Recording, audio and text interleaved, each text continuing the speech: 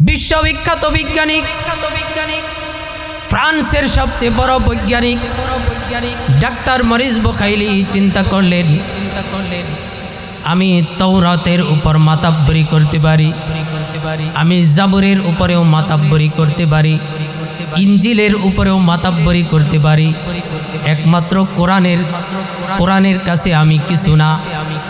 কোরআনের উপরে তিনি মাতাব্বরি করতে চেয়েছেন, কোরআনের ভুল তিনি খুঁজতে চেয়েছেন। তার ইচ্ছা তিনি চ্যালেঞ্জ করেছেন, অবশ্যই আমি কোরআনকে ভুল প্রমাণিত করব। তিনি এই সুবাদে কোরআন রিসার্চ শুরু করে দিলেন। কিন্তু আল্লাহ পাক রব্বুল আলামিন তাহাকে বেশি দূর পর্যন্ত হাঁটান নাই। দুইটা আয়াত বিশ্লেষণ করতে গিয়েই আল্লাহ তাআলা তাহাকে ঈমানের মতো দৌলত দান করেছেন। ডাক্তার মরিস বুখাইলি কুরআনুল কারীম খুলে এইটাকে তেলাওয়াত করতে লাগলেন, এইটাকে রিসার্চ করতে লাগলেন, এটাকে গবেষণা করতে লাগলেন। তিনি পাঠ করতে লাগলেন আলিফ লাম মিম যালিকাল কিতাবু লা রাইবা ফীহি হুদাল লিল মুত্তাকিন।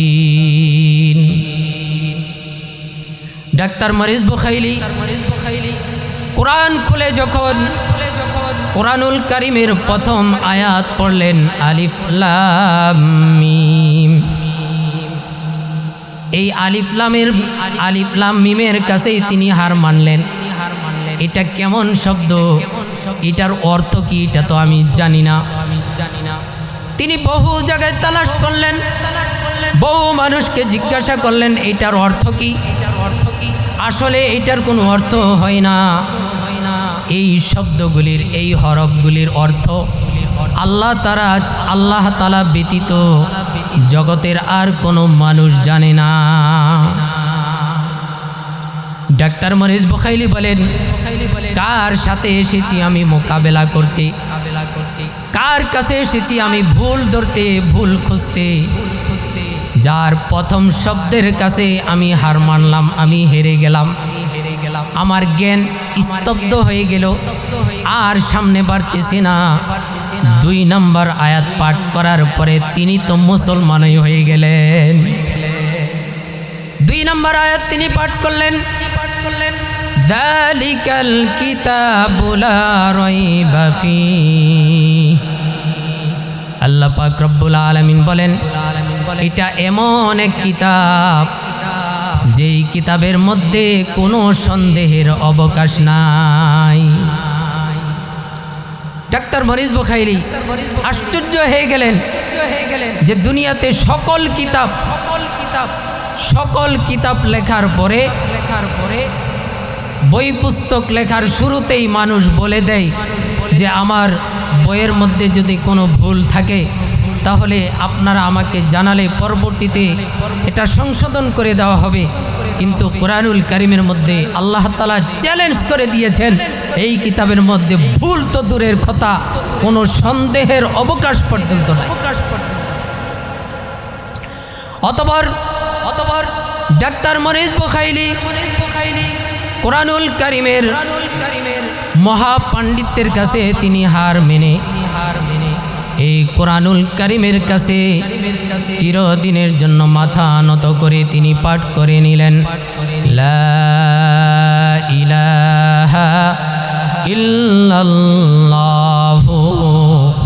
মুহাম্মাদুর রাসূলুল্লাহ। ডাক্তার মরিস বুখাইলি মুসলমান হয়ে গেলেন। এটা এমন এক আজীব কিতাব, আল্লাহ পাক রব্বুল আলামিন রাসূলকে ডাক দিয়ে বলেন, হে আমার বন্ধু মুহাম্মদুর রাসূলুল্লাহ সাল্লাল্লাহু আলাইহি ওয়াসাল্লাম, তোমাকে এমন মুজিজা সম্পন্ন একখানা কিতাব আমি দান করেছি। এই কিতাব পেয়ে তুমি তোমার অন্তরের সকল দুঃখ জ্বালাগুলা ভুলে যাও। সাহাবায়ে কেরাম নবী করিম সাল্লাল্লাহু আলাইহি ওয়াসাল্লামকে বললেন, ইয়া রাসূলুল্লাহ, ইয়া হাবিবাল্লাহ, পাহাড় সম ব্যথা নিয়ে আপনি খানায় কাবার মধ্যে হেলান দিয়ে ঘুমিয়ে গেলেন। আবার ঘুমের ঘরে আপনি হেসে দিলেন, এর কারণটা কি? নবীজি সাল্লাল্লাহু আলাইহি ওয়াসাল্লাম বলেন, এই মাত্র জিবরাইল আলাইহিস সালাতু ওয়াস সালাম আমার কাছে তাশরিফ নিয়ে আসলেন। কুরআনুল কারীমের পূর্ণাঙ্গ একখানা সূরা এই মাত্র আমার ঘুমন্ত অবস্থায় নাজিল করে দিলেন। সূরাতুল কাউসার আল্লাহ পাক রব্বুল আলামিন আমার উপর নাজিল করে দিলেন। এই কাউসার নাজিল হওয়ার কারণে আমি আমার মনের সকল দুঃখ ব্যথা ভুলে ঘুমের ঘরেই আমি হেসে ফেললাম।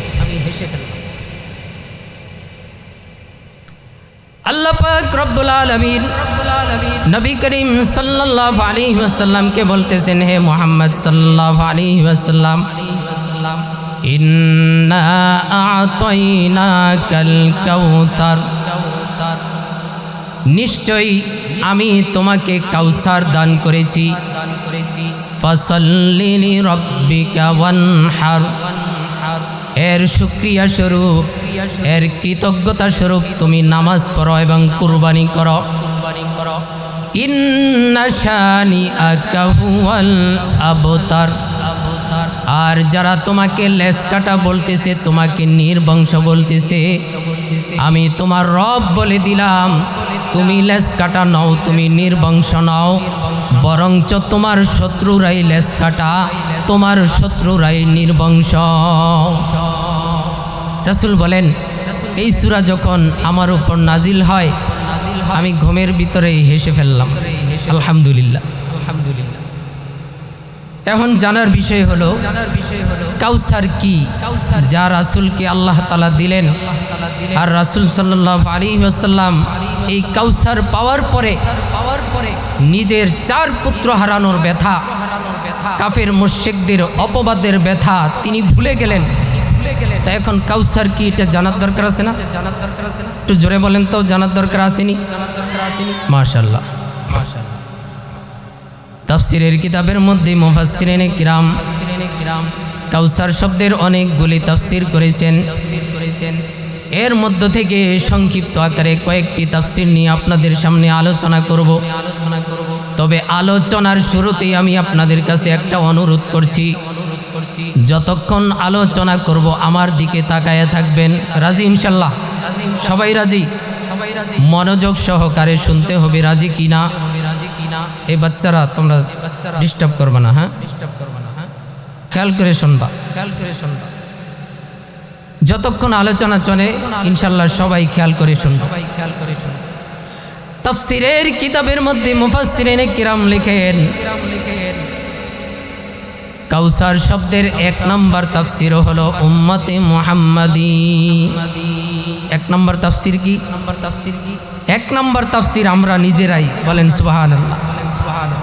আনা খাতামুন নবীন লা নাবিয়্যা বাদি, আমি সর্বশেষ নবী, আমার পরে আর কেউ নবী হয়ে দুনিয়াতে আগমন করবে না। রাসূলের পরে কি কোনো নবী আছে? তা আমরা তো সকলে জানি অনেক বড় বড় নবীদের সন্তানেরা নবী ছিল, কিন্তু রাসূলের পরে যেহেতু আর কোনো নবী নাই, এই কারণে রাসূলের সন্তান যদি দুনিয়াতে থাকে, সাধারণ উম্মত হয়, নবী না হয়, এটা রাসূলের জন্য সম্মান না অপমান? অপমান। রাসূলের সন্তানদের জন্য সম্মান না অপমান? অপমান। আমাদের জন্য সম্মান না অপমান? অপমান। যেমন ইব্রাহিম আলাইহিস সালাতু ওয়াস সালামের সন্তানেরা নবী ছিল, হযরত ইসহাক আলাইহিস সালামের সন্তানও নবী ছিল, হযরত ইয়াকুব আলাইহিস সালামের সন্তানও নবী ছিল, হযরত দাউদ আলাইহিস সালামের সন্তানও নবী ছিল, হযরত জাকারিয়া আলাইহিস সালামের সন্তানও নবী ছিল। কিন্তু যিনি নবীদেরও নবী, তার পুত্র থাকবে, নবী হবে না, এটা নবীর জন্য সম্মান নয়, এটা নবীর জন্য অপমান। আল্লাহ পাক রব্বুল আলামিন নবীজি সাল্লাল্লাহু আলাইহি ওয়াসাল্লামের সম্মানকে রক্ষা করার জন্য নবীর পুত্রদের সম্মান রক্ষা করার জন্য এবং উম্মতে মুহাম্মাদীর সম্মানকে রক্ষা করার জন্য আল্লাহ পাক রব্বুল আলামিন শৈশবকালেই রাসূলের 4 পুত্রকে দুনিয়া থেকে বিদায় করে দিয়েছেন। ওলামায়ে কেরাম হলেন নবী রাসূলদের ওয়ারিস, নবী রাসূলদের উত্তরসূরি। রাসূল সাল্লাল্লাহু আলাইহি ওয়াসাল্লাম আরেক হাদিসের মধ্যে বলেন, আল উলামাউ কাআম্বিয়া ইবনি ইসরাঈল। নবীজি সাল্লাল্লাহু আলাইহি ওয়াসাল্লাম বলেন, আমার উম্মতের একজন আলেম বনি ইসরাইল গোত্রের একজন নবীর সমতুল্য। বলেন সুবহানাল্লাহ, বলেন সুবহানাল্লাহ। ভারতবর্ষের সর্বশ্রেষ্ঠ মুহাদ্দিস শাহ ওয়ালিউল্লাহ মুহাদ্দিসে দেহলভী রহমতুল্লাহ আলাইহি এই হাদিসের সনদ খুঁজতে লাগলেন। এই হাদিস কোন পর্যায়ের, এই হাদিস শক্তিশালী না দুর্বল, সহিহ না জয়ীফ। শাহ ওয়ালিউল্লাহ মুহাদ্দিসে দেহলভী রহমতুল্লাহ আলাইহি তিনি এক পর্যায়ে ঘুমিয়ে গেলেন। আমার কথা বুঝতেছেন? তিনি এক পর্যায়ে ঘুমিয়ে গেলেন। ঘুমের ঘরে তিনি স্বপ্ন দেখেন, তিনি নবী মুহাম্মদুর রাসূলুল্লাহ সাল্লাল্লাহু আলাইহি ওয়াসাল্লামের মজলিসে উপস্থিত।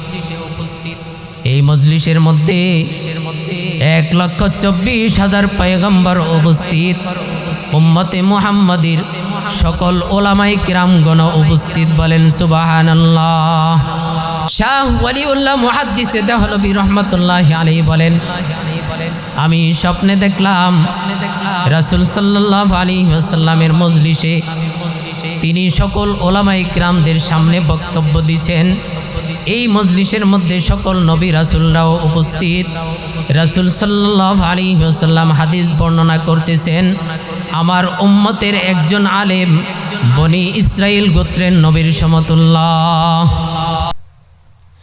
নবী করিম সাল্লাল্লাহু আলাইহি ওয়াসাল্লামের পাশে ছিলেন সাইয়্যিদিনা হযরত মুসা আলাইহিস সালাতু ওয়াস সালাম। আমরা সকলেই জানি মুসা আলাইহিস সালাতু ওয়াস সালাম অত্যন্ত রাগান্বিত নবী ছিলেন। তিনি খুব অল্প কথায় রেগে যেতেন। যদি সন্দেহ হয় আপনার যেইভাবে ইচ্ছা তাদেরকে আপনি পরীক্ষা করতে পারেন। এবার মুসা আলাইহিস সালাতু ওয়াস সালাম সামনে থেকে নয়, পিছন থেকেও নয়, মাঝখান থেকে একজনকে দাঁড় করালেন। একজন উম্মতের আলেমকে দাঁড়াইতে বললেন। শাহ ওয়ালিউল্লাহ মুহাদ্দিসে দেহলভী রহমতুল্লাহ আলাইহি বলেন, মুসা আলাইহিস সালাতু ওয়াস সালাম যাকে সম্বোধন করলেন তিনি হলেন ইসলামের অন্যতম ইমাম, ইমাম গাজ্জালী রহমতুল্লাহ আলাইহি। বলেন সুবহানাল্লাহ। মুসা আলাইহিস সালাতু ওয়াস সালাম ইমাম গাজ্জালীকে বলতেছেন, তোমার নাম কি? হে উম্মতে মুহাম্মাদের আলেম, তোমার নাম কি? ইমাম গাজ্জালী রহমতুল্লাহ আলাইহি বলেন, আমার নাম আবু হামেদ। লোকেরা আমাকে ইমাম গাজ্জালী বলে ডাকে। আমার বাবার নাম অমুক, তার বাবার নাম অমুক, তার বাবার নাম অমুক, তার বাবার নাম অমুক, তার বাবার নাম এইটা, তার বাবার নাম এইটা। এইভাবে যেতে যেতে যেতে যেতে আদম আলাইহিস সালাতু ওয়াস সালাম পর্যন্ত পৌঁছে গেলেন। এবার মুসা আলাইহিস সালাতু ওয়াস সালাম ইমাম গাজ্জালীকে বলতেছেন, আমি তো তোমাকে এত মানুষের নাম বলতে বলি নাই, আমি তো শুধু তোমাকে তোমার নাম জিজ্ঞাসা করেছি। মুসা আলাইহিস সালাম রাসূলের দিকে তাকিয়ে বলেন, আপনার উম্মতের আলেম ফেল করেছে। রাসূল বলেন, না না, এখনো ফেল করে নাই। ইমাম গাজ্জালী কি জানি আপনাকে বলতে চায়। এবার ইমাম গাজ্জালী রহমতুল্লাহ আলাইহি বলেন, হে মুসা আলাইহিস সালাতু ওয়াস সালাম, আপনি যদি আমাকে অনুমতি দেন আপনাকে একটা প্রশ্ন করব। মুসা আলাইহিস সালাতু ওয়াস সালাম বলেন, হ্যাঁ অনুমতি দিলাম, প্রশ্ন করতে পারো। ইমাম গাজ্জালী রহমতুল্লাহ আলাইহি বলেন, আপনাকে যখন আল্লাহ তাআলা বলেছিলেন ওয়ামা তিলকা বিয়ামিনিকা ইয়া মূসা, আপনাকে যখন আল্লাহ পাক রব্বুল আলামিন জিজ্ঞাসা করেছিলেন হে মূসা তোমার হাতে কি, আপনি কি জবাব দিয়েছিলেন? মূসা আলাইহিস সালাতু ওয়াস সালাম বলেন আমি জবাব দিয়েছিলাম ক্বালা হিয়া আসাই আতাওয়াক্কাউ আলাইহা ওয়া আহুশু বিহা আলা গনামি ওয়ালিয়া ফিহা মাআরিব উখরা। ইমাম গাজ্জালী রাহমাতুল্লাহি আলাইহি বলেন আপনাকে তো আপনার রব জিজ্ঞাসা করেছে আপনার হাতে কি, আপনি যদি বলেতেন ক্বালা হিয়া আসাই, আমার হাতে একটা লাঠি, আপনার উত্তর শেষ, যথেষ্ট উত্তর হতো। কিন্তু তারপরে যে লম্বা চূড়া কথা বললেন, এতগুলি কথা কেন আপনি বললেন? আগে জবাব দেন, তারপরে আমি বলবো। আমার 14 গোষ্ঠীর নাম বলতে বলতে আদম আলাইহিস সালাম পর্যন্ত কেন চলে গেলাম? বুঝতেছেন কথা? মূসা আলাইহিস সালাতু ওয়াস সালাম বলেন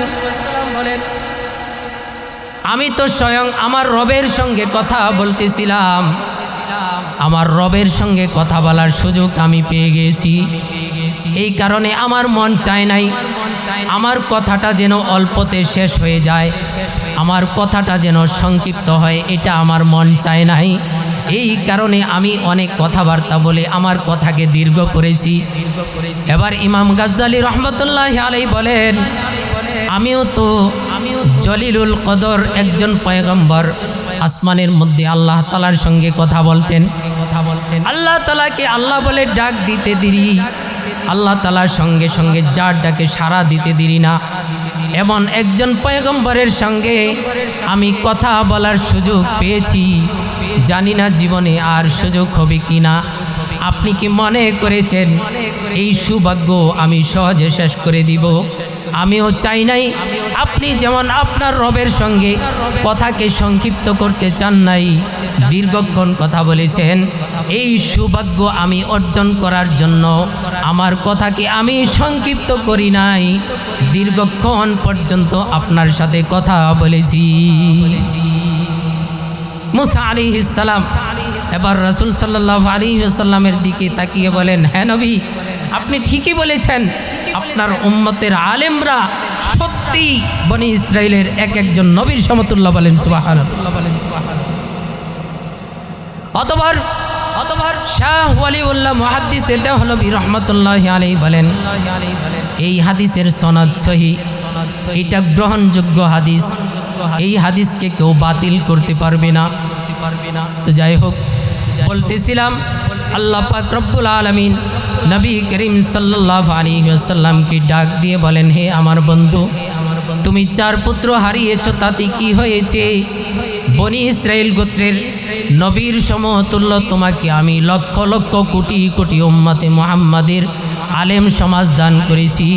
এই আলেমদেরকে পেয়ে তুমি তোমার অন্তরের সকল দুঃখ জ্বালাগুলা ভুলে যাও। সংক্ষেপে বলছি তাফসীরের কিতাবের মধ্যে মুফাসসিরিনে কিরাম কাউসার শব্দের 3 নম্বর তাফসীরে লেখেন আল কুরআন।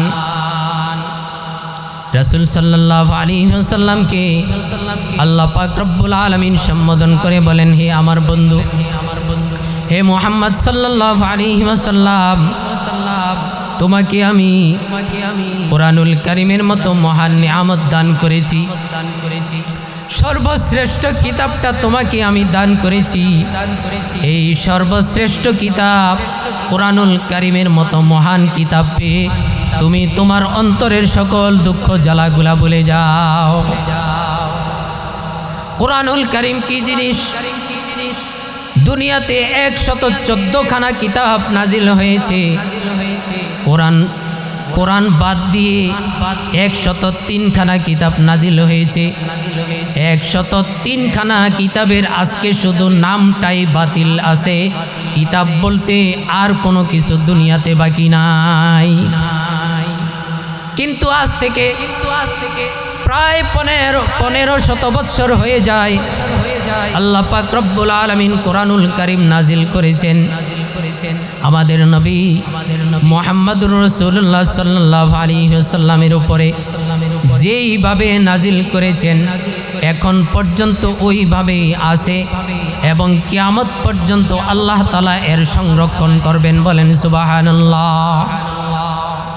আল্লাহ পাক রব্বুল আলামিন বলেন, ইন্না নাহনু নাযালনায যিকরা ওয়া ইন্না লাহু লাহাফিজুন। নিশ্চয় আমি এই কোরআন নাজিল করেছি এবং এই কোরআনের সংরক্ষণের দায়িত্ব আমি আল্লাহ নিজে স্বয়ং গ্রহণ করেছি। পূর্ববর্তী কোনো কিতাবের অস্তিত্ব নাই, উম্মতেরা এটাকে বিকৃত করে ফেলেছে। আজকে তাওরাতের শুধু নামটাই আছে, তাওরাত বলতে দুনিয়াতে কিছু নাই। ইঞ্জিলের শুধু নামটাই বাকি আছে, ইঞ্জিল কিতাব বলতে দুনিয়াতে কিছু নাই। কি আছে? জাবুর কিতাব বলতে দুনিয়াতে কিছু নাই। কিন্তু কোরআনুল কারীম যেইভাবে আল্লাহ নাজিল করেছেন এখন পর্যন্ত ওইভাবেই আছে। কিয়ামত পর্যন্ত আল্লাহ তাআলা এর সংরক্ষণের জিম্মাদার হয়ে গেছেন। বলেন সুবহানাল্লাহ। যুগে যুগে অনেক বেঈমান কাফের মুশরিকেরা এই কোরআনুল কারীমকে হেরফের করতে চেয়েছিল। অন্যান্য কিতাবের মতো এই কোরআনুল কারীমকেও মুছে দিতে চেয়েছে, এই কোরআনের অগ্রযাত্রাকেও থেমে দিতে চেয়েছে। কিন্তু আল্লাহ পাক রব্বুল আলামিন বলেন, ইউরিদুনা লিয়ুতফিউ নূরাল্লাহি বিআফওয়াহিহিম ওয়াল্লাহু মুতিম্মু নূরিহি ওয়ালাউ কারিহাল কাফিরুন। আল্লাহ পাক রব্বুল আলামিন বলেন, এই কোরআনের মশালকে নিভাই দিতে, এই কোরআনের মশালকে নিবানোর জন্য বেঈমান কাফেরের গোষ্ঠীরা তারা চায় তাদের মুখের ফুৎকারে এই কোরআনের মশালকে নিভিয়ে দিতে। আল্লাহ তাআলা বলেন, এই কোরআনের মশাল তো কোনোদিন তারা নিভাইতে পারবেই না, বরঞ্চ ফুৎকার দেনেওয়ালাদের মুখগুলা পুড়ে যাবে। কোরআনের আলো নিভবে, এটা কি নিভার মতো? যুগে যুগে যারাই চেয়েছেন কোরআনের অগ্রযাত্রাকে থেমে দিতে, আল্লাহ তাআলা তাদেরকে স্তব্ধ করে দিয়েছে। যারাই যুগে যুগে এসেছে কোরআনের উপর মাতাব্বরি করতে, হয়তো আল্লাহ তাআলা তাদেরকে জাহান্নামে পাঠিয়ে দিয়েছেন, নয়তো হেদায়েত দিয়ে জান্নাতি বানিয়ে দিয়েছেন। এমনই ভাবে বিশ্ববিখ্যাত বৈজ্ঞানিক ফ্রান্সের সবচেয়ে বড় বৈজ্ঞানিক ডাক্তার মরিস বুখাইলি চিন্তা করলেন, আমি তাওরাতের উপর মাতাব্বরি করতে পারি, আমি জাবুরের উপরেও মাতাব্বরি করতে পারি, ইঞ্জিলের উপরেও মাতাব্বরি করতে পারি, একমাত্র কোরআনের কাছে আমি কিছু না। কোরআনের উপরে তিনি মাতাব্বরি করতে চেয়েছেন, কোরআনের ভুল তিনি খুঁজতে চেয়েছেন। তার ইচ্ছা তিনি চ্যালেঞ্জ করেছেন, অবশ্যই আমি কোরআনকে ভুল প্রমাণিত করব। তিনি এই সুবাদে কোরআন রিসার্চ শুরু করে দিলেন। কিন্তু আল্লাহ পাক রব্বুল আলামিন তাহাকে বেশি দূর পর্যন্ত হাঁটান নাই। 2টা আয়াত বিশ্লেষণ করতে গিয়েই আল্লাহ তাআলা তাহাকে ঈমানের মতো দৌলত দান করেছেন। ডাক্তার মরিস বুখাইলি কোরআনুল কারীম খুলে এইটাকে তেলাওয়াত করতে লাগলেন, এইটাকে রিসার্চ করতে লাগলেন, এটাকে গবেষণা করতে লাগলেন। তিনি পাঠ করতে লাগলেন, আলিফ লাম মিম যালিকাল কিতাবু লা রাইবা ফীহি হুদাল লিল মুত্তাকিন।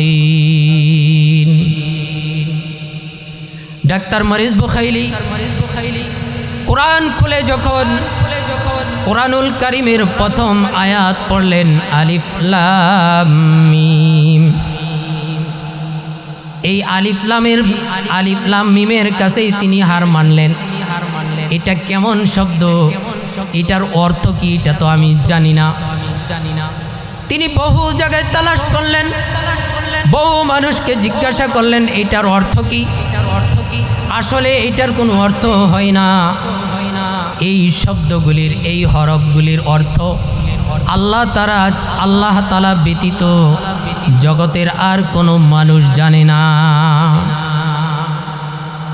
ডাক্তার মরিস বুখাইলি বলেন, কার সাথে এসেছি আমি মোকাবেলা করতে, কার কাছে এসেছি আমি ভুল ধরতে, ভুল খুঁজতে, যার প্রথম শব্দের কাছে আমি হার মানলাম, আমি হেরে গেলাম, আমার জ্ঞান স্তব্ধ হয়ে গেল, আর সামনে বাড়তেছি না। 2 নম্বর আয়াত পাঠ করার পরে তিনি তো মুসলমানই হয়ে গেলেন। 2 নম্বর আয়াত তিনি পাঠ করলেন, যালিকাল কিতাবু লা রাইবা ফীহি। আল্লাহ পাক রব্বুল আলামিন বলেন, এটা এমন এক কিতাব যেই কিতাবের মধ্যে কোনো সন্দেহের অবকাশ নাই। ডাক্তার মরিস বুখাইলি আশ্চর্য হয়ে গেলেন যে দুনিয়াতে সকল কিতাব লেখার পরে বই পুস্তক লেখার শুরুতেই মানুষ বলে দেয় যে আমার বইয়ের মধ্যে যদি কোনো ভুল থাকে তাহলে আপনারা আমাকে জানালে পরবর্তীতে এটা সংশোধন করে দেওয়া হবে। কিন্তু কোরআনুল কারীমের মধ্যে আল্লাহ তাআলা চ্যালেঞ্জ করে দিয়েছেন, এই কিতাবের মধ্যে ভুল তো দূরের কথা, কোনো সন্দেহের অবকাশ পর্যন্ত নাই। অতঃপর ডাক্তার মরিস বুখাইলি কোরআনুল কারীমের মহাপাণ্ডিত্যের কাছে তিনি হার মেনে এই কোরআনুল কারীমের কাছে চিরদিনের জন্য মাথা নত করে তিনি পাঠ করে নিলেন, লা ইলাহা ইল্লাল্লাহু মুহাম্মাদুর রাসূলুল্লাহ। ডাক্তার মরিস বুখাইলি মুসলমান হয়ে গেলেন। এটা এমন এক আজীব কিতাব, আল্লাহ পাক রব্বুল আলামিন রাসূলকে ডাক দিয়ে বলেন, হে আমার বন্ধু মুহাম্মদুর রাসূলুল্লাহ সাল্লাল্লাহু আলাইহি ওয়াসাল্লাম, তোমাকে এমন মুআজিজা সম্পন্ন একখানা কিতাব আমি দান করেছি, এই কিতাব পেয়ে তুমি তোমার অন্তরের সকল দুঃখ জ্বালাগুলা ভুলে যাও। তাফসীরের কিতাবের মধ্যে মুফাসসিরিনে কিরাম 4 নম্বর তাফসীরে লিখেন মাকামে মাহমুদ। আল্লাহ পাক রব্বুল আলামিন নবী করিম সাল্লাল্লাহু আলাইহি ওয়াসাল্লামকে ডাক দিয়ে বলেন, হে আমার বন্ধু, হে মুহাম্মদ সাল্লাল্লাহু আলাইহি ওয়াসাল্লাম, তোমাকে আমি মাকামে মাহমুদ দান করেছি। এই মাকামে মাহমুদের মতো মহান নিয়ামত পেয়ে তুমি তোমার অন্তরের সকল দুঃখ জ্বালাগুলা ভুলে যাও। মাকামে মাহমুদ কি জিনিস বুঝতে হবে না? অনেক লম্বা চূড়া হাদিস রাসূল সাল্লাল্লাহু আলাইহি ওয়াসাল্লাম বলেন, মাকামে মাহমুদ আল্লাহ পাক রব্বুল আলামিনের আরশে আজিমের একটা খুঁটির কাছে অত্যন্ত সম্মানিত একটা আসন। মুহাম্মদ ইরফা রাসাক ওয়াসাল তুতা ওয়াশফা তুশাফা। হে মুহাম্মদ, তুমি মাথা তোলো, মাথা তোলো, কি চাইবা চাও, কি বলবা বলো। আজকে তুমি যা চাইবা, যার বিষয়ে সুপারিশ করবা, আমি তোমার সুপারিশ মঞ্জুর করে নিব। সুবহানাল্লাহ। অতঃপর রাসূল সাল্লাল্লাহু আলাইহি ওয়াসাল্লাম বলেন, আমার সুপারিশে আল্লাহ পাক রব্বুল আলামিন হাশরের ময়দানে বিচার কার্য শুরু করে দিবেন। আল্লাহ পাক রব্বুল আলামিন মাকামে মাহমুদের পরিচয় দিতে গিয়ে কোরআনুল কারীমের মধ্যে বলেন, ওয়া মিনাল লাইলি ফাতাহাজ্জাদ বিহি নাফিলাতাল লাক আসা আন ইয়াবআসাকা রাব্বুকা মাকামাম মাহমুদা। আল্লাহ পাক রব্বুল আলামিন নবী করিম সাল্লাল্লাহু আলাইহি ওয়াসাল্লামকে সম্বোধন করে বলেন, হে আমার হাবিব, তুমি রাত্রের কিছু অংশে তাহাজ্জুদের নামাজ আদায় করো, এটা তোমার জন্য অতিরিক্ত আমল। আশা করা যায় এই তাহাজ্জুদের বিনিময়ে আমি তোমাকে মাকামে মাহমুদের মধ্যে পৌঁছে দিব। বলেন সুবহানাল্লাহ। আমরা আজানের দোয়ার মধ্যে পড়ি, ওয়াবাআতহু মাকামাম মাহমুদানিল্লাযী ওয়া'আদতা ইন্নাকা লা তুখলিফুল মিআদ। আমরা বলি, হে আল্লাহ, আপনি আমাদের রাসূলকে মাকামে মাহমুদ দান করেন, যার প্রতিশ্রুতি আপনি রাসূলকে দিয়েছেন, নিশ্চয়ই আপনি প্রতিশ্রুতি ভঙ্গ করেন না। মুসলিম শরীফের হাদিস। আমার আলোচনা প্রায় শেষের দিকে আমি চলে এসেছি। এই হাদিসটা বলে আলোচনা শেষ করে ফেলব। মুসলিম শরীফের হাদিস, নবী করিম সাল্লাল্লাহু আলাইহি ওয়াসাল্লাম বলেন, যে ব্যক্তি আমার জন্য মাকামে মাহমুদ কামনা করবে, আমি আল্লাহ তার জন্য জান্নাত কামনা করব। বলেন সুবহানাল্লাহ। রাসূল সাল্লাল্লাহু আলাইহি ওয়াসাল্লাম বলেন, যে ব্যক্তি আজান শোনার পরে, আজান হয়নি, আজান কয়বার হয় দৈনিক? 5 বার। নবীজি বলেন, যে ব্যক্তি আজান শোনার পরে প্রথমে দুরূদ শরীফ পাঠ করবে, তারপরে মাকামে মাহমুদ আমার জন্য কামনা করবে, অর্থাৎ আজানের দোয়া পড়বে, ওই ব্যক্তির জন্য কিয়ামতের দিন আমি রাসূলের জন্য সুপারিশ করা ওয়াজিব হয়ে যায়, অবধারিত হয়ে যায়। ওই ব্যক্তির জন্য আমি, এবং আমার সুপারিশে ওই ব্যক্তি জান্নাতে পৌঁছে যাবে। বলেন সুবহানাল্লাহ। আল্লাহ পাক রব্বুল আলামিন রাসূলকে ডাক দিয়ে বলেন, হে আমার বন্ধু, আমি তোমাকে এমন সম্মানিত একটা আসন দান করেছি, মাকামে মাহমুদ দান করেছি। এই মাকামে মাহমুদ পেয়ে তুমি তোমার অন্তরের সকল দুঃখ জ্বালাগুলা ভুলে যাও।